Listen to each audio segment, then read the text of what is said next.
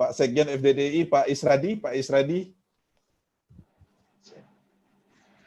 Oke, Zainal. terima kasih Prof. Ngaka. Ya, silakan Pak. Ya.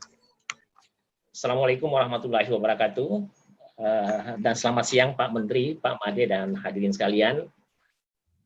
Pertama-tama karena masih suasana Lebaran, minal aidin wal faizin, saya Isradi Zainal, dekan FTI Uniba yang juga Ketua PII Kalimantan.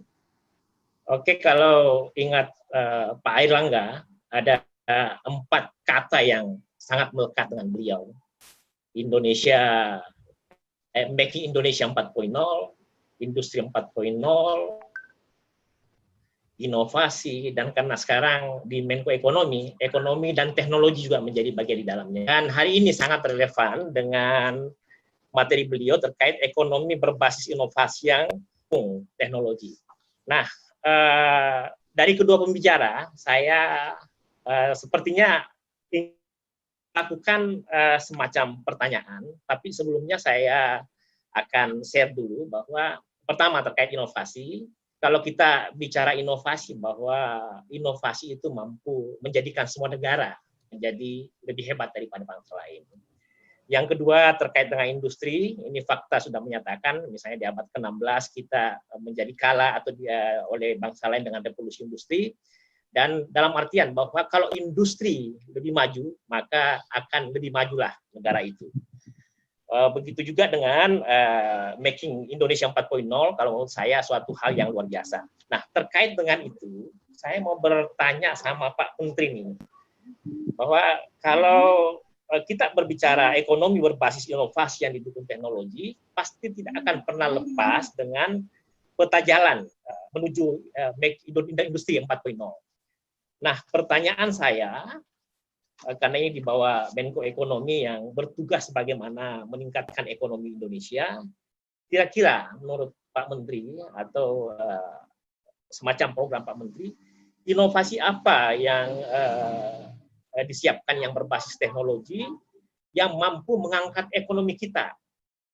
Adakah fokus di bidang teknologi tertentu untuk kita semakin maju? Saya takutnya kita misalnya bicara industri 4.0, di saat kita mencapai industri 4.0 orang sudah berlari.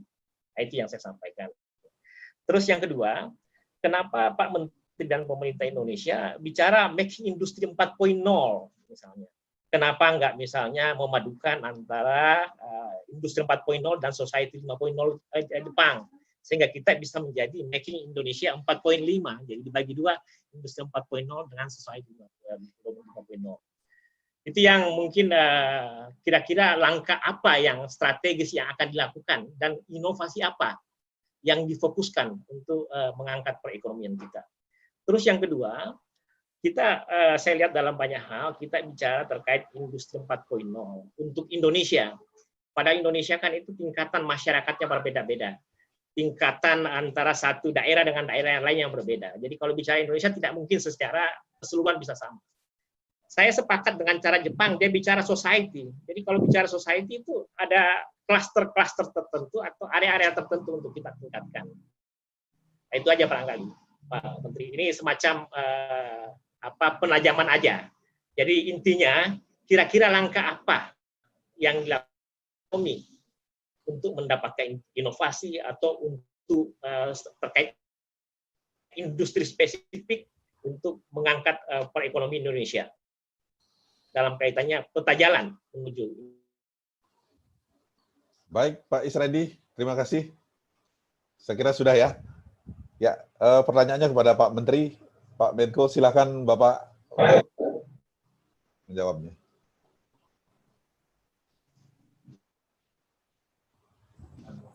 Terima kasih.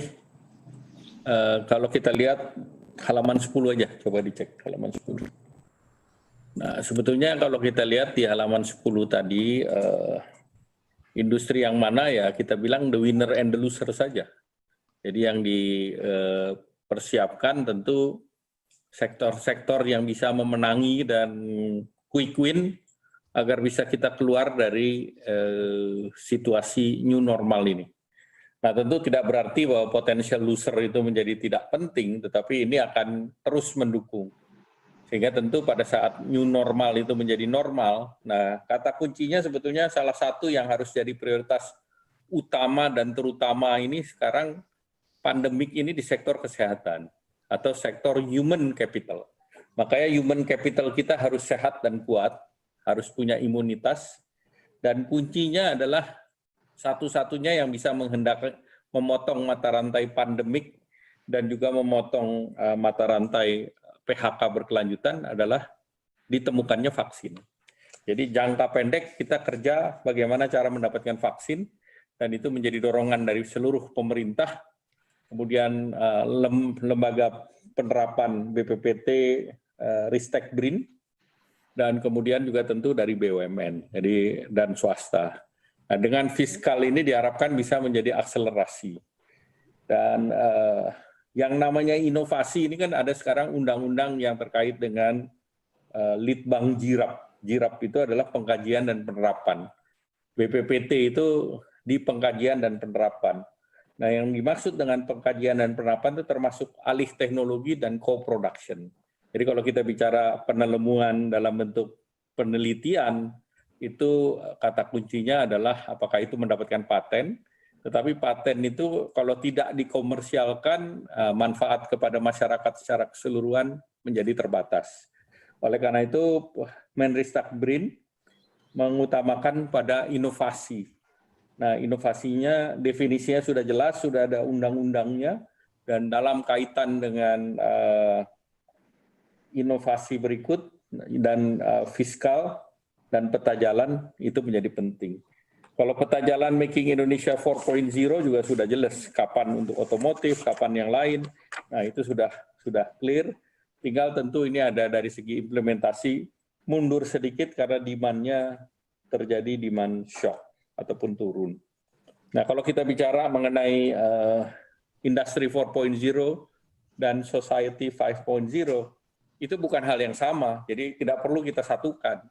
Karena kalau kita mau bicara Society 5.0, yang jelas ibu kota negara itu adalah IKN 5.0. Jadi pemerintah sudah menyiapkan dengan studi, bahkan akan dibuat dengan undang-undang, nanti aspirasinya di ibu kota 5.0 itu transportasinya pun menggunakan autonomous car, kemudian itu untuk public transportation, kemudian juga terkait dengan aset mungkin ya model Airbnb, di mana aset-aset juga model seperti itu, kemudian pengklasteran, kemudian smart cities menentukan bahwa public transportasi akan lebih banyak pada saat peak hours, pada saat pulang kantor dan sebagainya, penggunaan energi dan yang lain. Jadi ini dalam tataran konsep. Jadi 4.0 dan 5.0 adalah two different animal. Jadi ya, yang satu terkait dengan di kompleks seperti di town blok kantor, blok office dan yang lain terkait dengan individu. Sedangkan untuk 4.0 kaitannya dengan bagaimana kita memproduksi. Demikian, terima kasih. Baik, terima kasih Pak Menko. Pak Made ada? Silakan Pak Made. Boleh Pak, ini tadi yang disampaikan oleh Pak Menko itu sangat luar biasa sekali. Saya hanya satu aja melihat sekarang ini terkait dengan perguruan tinggi dan juga tadi inovasi. Kita ini, saya punya pengalaman ketika tahun 1970-an itu membuat kendaraan Indonesia gitu ya. Kemudian kendaraan itu kemudian tahun 2000-an awal itu sudah berakhir.